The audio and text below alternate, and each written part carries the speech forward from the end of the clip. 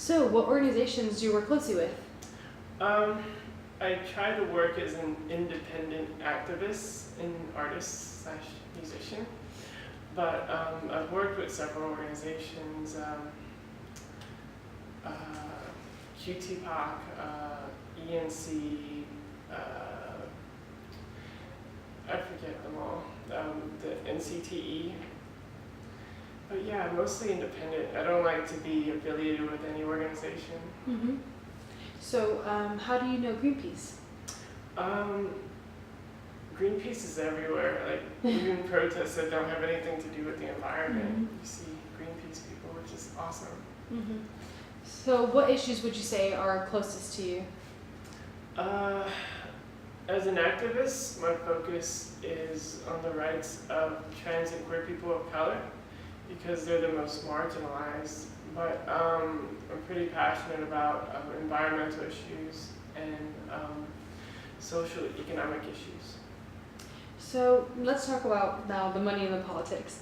Since the passage of Citizens United in 2011, we've seen a lot of money coming into elections and into the government. And so, what are your thoughts on this increase of money?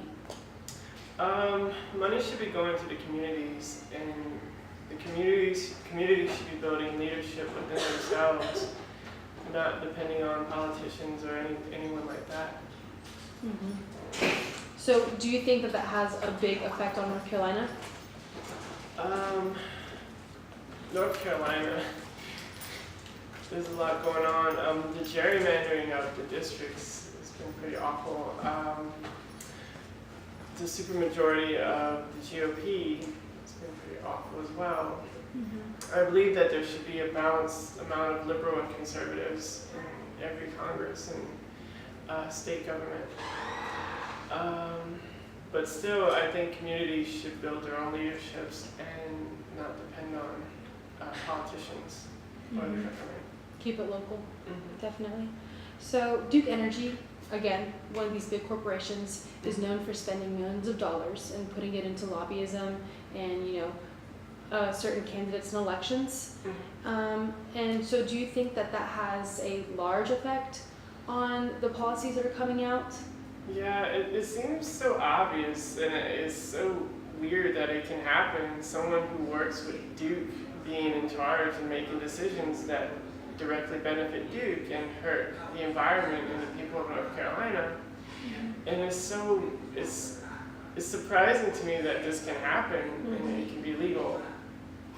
So, what do you think that we can do to cause a separation between the money and the politics? Do you think that's something that local residents can have a part in? If everyone was more involved in local government and if people realize that they are leaders as well, then I think things would change dramatically. Mm-hmm. So now, since you said that you're an activist, can you think of a specific time where you saw people really come together and create a difference and maybe have a success, small or large? When HB2 was passed, there was a big union between every trans and queer person and allies in the community, and there was a big outcry against HB2. Although HB2 is still there, unfortunately, even the federal government was against it, and I think it'll be overturned eventually. Mm-hmm.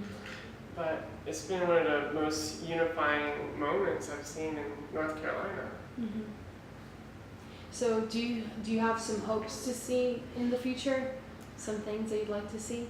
A more balanced government in North Carolina, less conservative policies, and a bigger focus on the environment and the LGBT community.